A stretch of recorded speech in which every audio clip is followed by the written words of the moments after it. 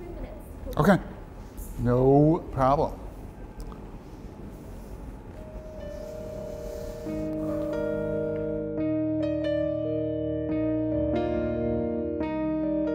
This is actually my first time to this campus. At the end of 2008, when it was a village. The average age of the Alibaba employees, it's quite low. Here we want to be a Silicon Valley. We say no, we want to be a Seattle.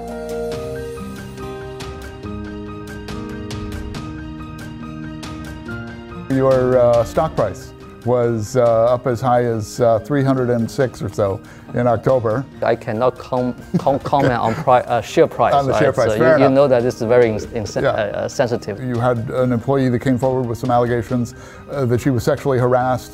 So we have a lot of new challenges, but I think our culture keep unchanged. We respect people. About 996 culture. We never set a 996. Among global investors, there's been a lot of concern and anxiety expressed about the idea of common prosperity and redistribution of income and what that actually might mean. We are not living alone, so we have to work with all the stakeholders to create a better life, a better economies.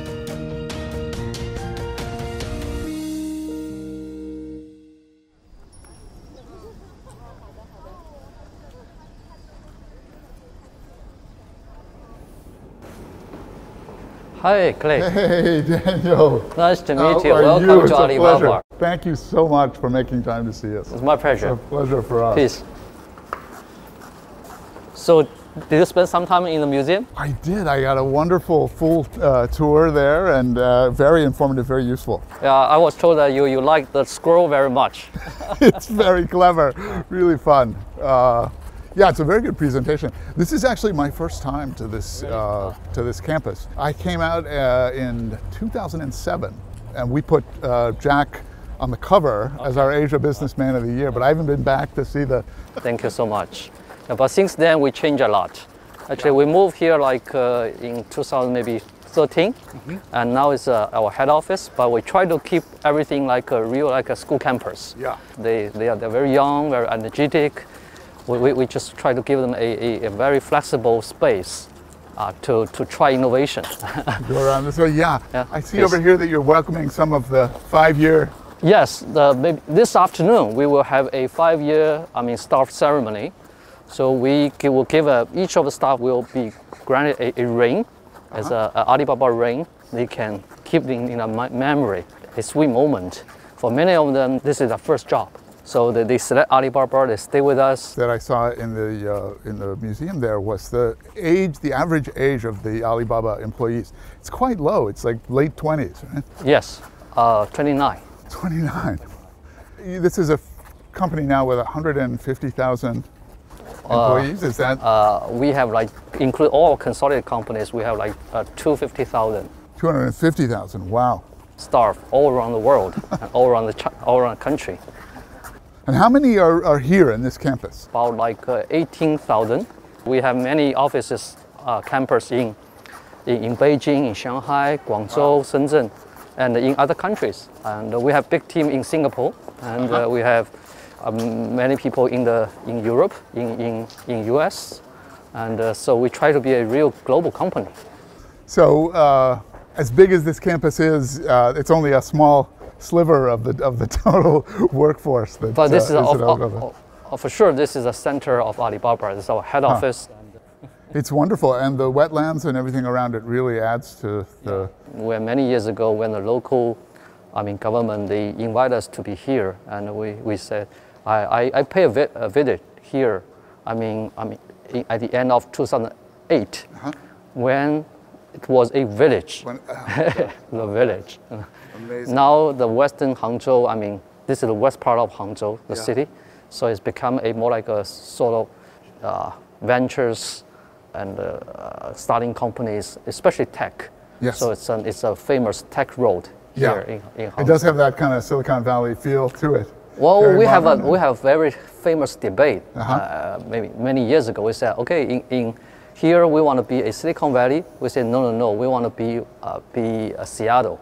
Right. We prefer to be in Seattle rather than Silicon Valley, because we said here we want to help more startups and help them to grow. But we say we help them to build a company not for sale, it's for growth, to own the company and to create a value for the society, for their customers, rather than it's more like a startups than sell and restart. Yeah. Yeah, I was noticing this earlier, speaking of Silicon Valley. I know you've celebrated some Silicon Valley and other sort of famous people. Well, I think, I was cracking up. Yeah, actually for this wall, actually this is also a reflection of our thinking process. So when we plan this museum, so people give me a brief. So I say, but traditionally we will have many introduction via LCDs, LEDs. So I think don't have too many screens. Because we are on internet, we are tech driven, everybody understand. So can we get something new, combining our culture in China and the tech world? Yeah. So that's their output. It's wonderful. It's really clever. That's great. How long have you been here? So just finished the quarantine. Just finished a week ago. A week ago. Yeah, and of course the event next week. So I'm on this side. Daniel Zhang, the CEO of Alibaba Group, we are delighted to be here to chat with you a little bit about your company. And I want to say right off the top, congratulations. Your company started in 1999, very quick for a Fortune 500 joiner. You debuted on our list in 2017 at number 262. And this year, 5 years later, you were 63 is your ranking. So you've jumped 400 places in about 5 years. That is remarkable. I wonder if you could begin by just saying a little bit about, as we emerge from the pandemic, this is a very interesting moment in the global economy and in the Chinese economy, what your priorities are for Alibaba as CEO. Okay, Clay, thank you for having me today, and also welcome to Alibaba campus. Back to your first question, I think the pandemic changed the whole world and changed the people's lifestyle, changed how people to work, how people even to get education, change all the things. So I think for Alibaba, we also in the pandemic, as a company, we also change our way of operation, as many companies do, right? So you have to remote work, you have to use all the digital tools.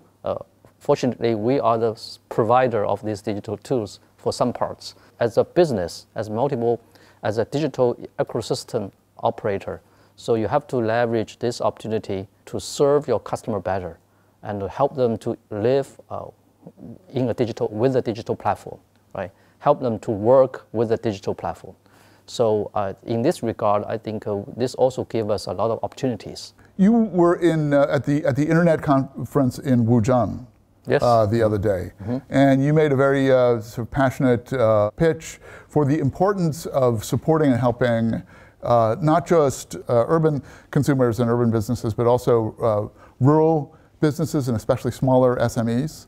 That harks back, of course, to the original mission of Alibaba. But I wonder if you could say a little bit about why that's important to you now and what you're doing to support small and medium enterprises.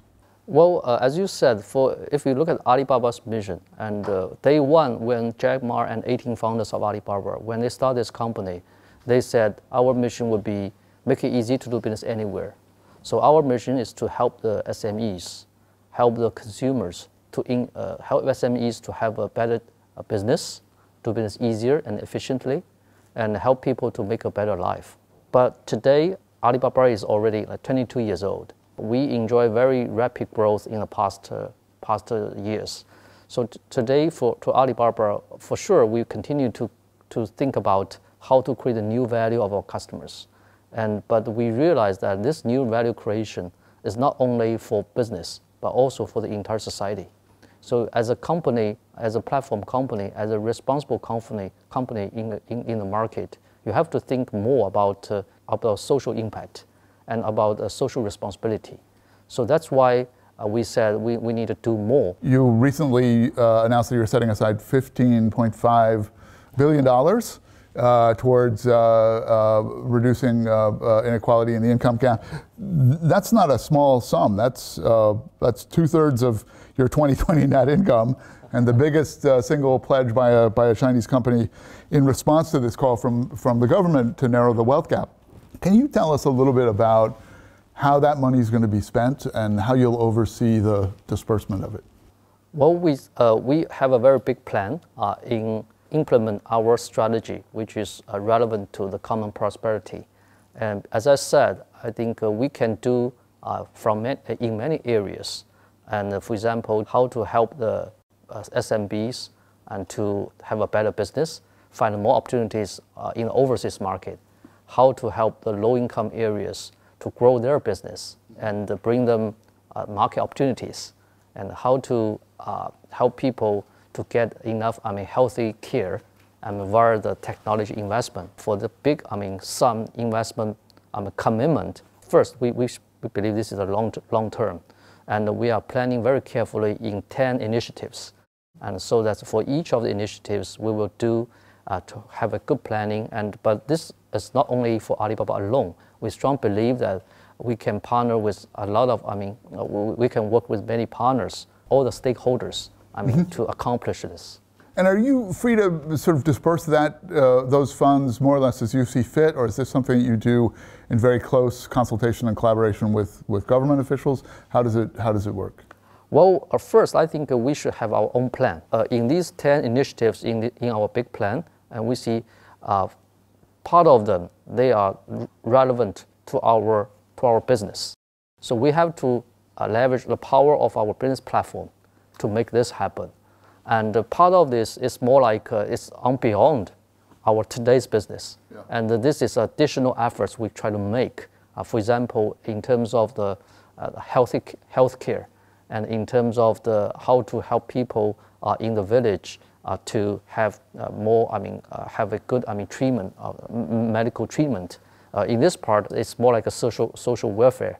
So we want to work with the relevant, parties to make this happen. Western companies are by now quite familiar with, you use the acronym ESG, environment, sustainability, and governance. Is this still a relatively new concept for Chinese companies, do you think?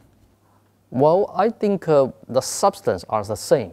Maybe in China for many years people use the different terms and say the social responsibility, but social responsibility is part of ESG, right? But ESG is more broader. As I said, to being a responsible company, you have to think about environment. You have to think about the social responsibility. You have to think about upgrade your governance model.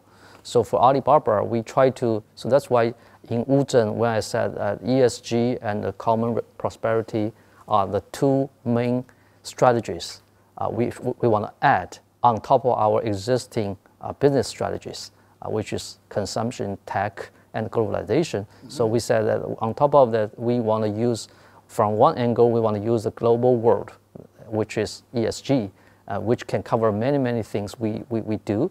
And but on the other side is a national strategy, which is common prosperity, which is maybe the national strategy for the next decade in China.